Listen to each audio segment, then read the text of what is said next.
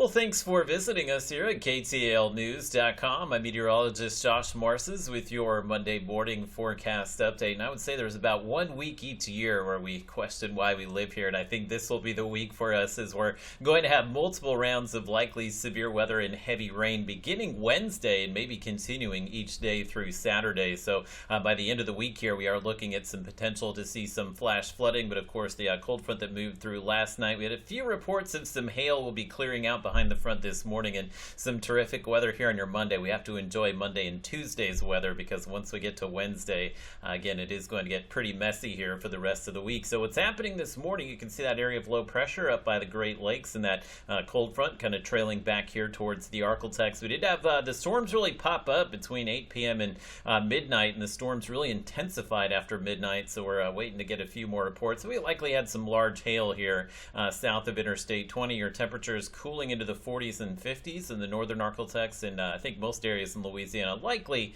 in the upper 50s and low 60s at sunrise. So it will be a little cooler this morning, but the temperature is definitely dropping off a bit today. We were actually at low 90s on Sunday, so that cold front will drop us back into the low to mid 70s. Really nice weather this afternoon. Should just have a light breeze and some clouds out there this morning, but again, we'll likely see the clouds kind of dissipate as we go through the morning and afternoon. So there's a look at those partly cloudy conditions later today. The skies do clear somewhat tonight. Kept it partly cloudy overnight. You can see some of the clouds trying to roll back in here. We'll have a warm front that rolls across the region tomorrow, so we'll stay partly cloudy for your Tuesday, but likely dry as well. Our next chance of rain and storms and some severe weather likely will be on Wednesday. It was kind of a similar setup to the storms that we had last night, which again didn't materialize in the northern Arklatex, but I would say Wednesday conditions more favorable to see severe weather, including a few tornadoes. So we could see wind, hail, and as well as that tornado threat. So it's one of those all-hazard threats for us on Wednesday. And unfortunately, this front that's going to trigger the severe storms on Wednesday is going to stay stalled out just a few miles north of us. So we will see that pattern kind of repeatedly through the end of the week. So I do think we're going to see some potential for severe storms on Thursday, maybe Friday, and possibly Saturday as well before things begin to dry out late in the weekend. So let me give you a look at the rainfall. We'll pick things up. This will be late Tuesday. You see a few storms here developing by Wednesday afternoon. This will be the front that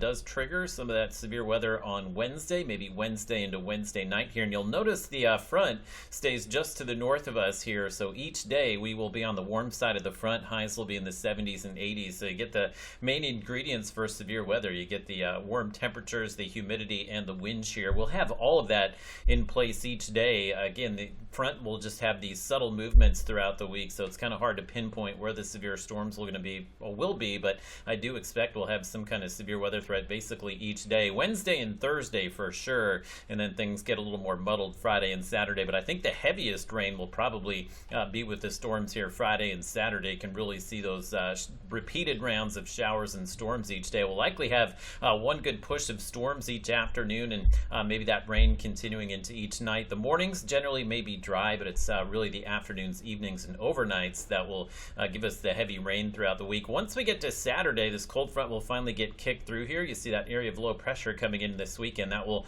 finally nudge the front to the southeast of us, so we should begin to dry out on Sunday. But some of these, again, rainfall totals will be a bit alarming this week. You can see the northern Arklatex. This is from the Weather Prediction Center. They're forecasting about 5 to 8 inches of rain north of Interstate 30. That would include the Texarkana area, so if that were to come to fruition, we would definitely see some flooding issues throughout the week. And I think there's a chance the totals will be even higher than this. I think there will be some areas that maybe pick up 10 to maybe upwards of 15 inches close to where that front stalls out, whether that's overhead or just to the north of us. To get 4 days of that repeated heavy rain, you could easily see those totals above 10 inches or so. So again, these numbers may be even a little undercooked for what we're expecting this week. Areas like Shreveport, you can see about 3 to 5 inches of rain throughout the week, and even across the south end of the Arklatex, well removed from the front, we could see a lot of areas pick up 3 to 4 inches of rain as well. But we'll get kind of the rainfall and severe weather forecast refined through the week. But I do expect, again, that we will see